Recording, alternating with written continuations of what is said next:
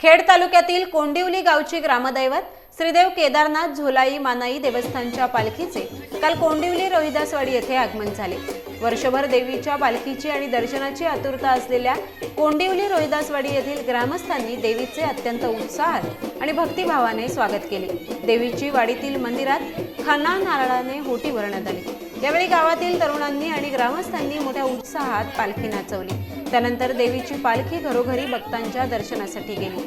हा सोहळा पाहण्यासाठी शेकडो ग्रामस्थ उपस्थित होते।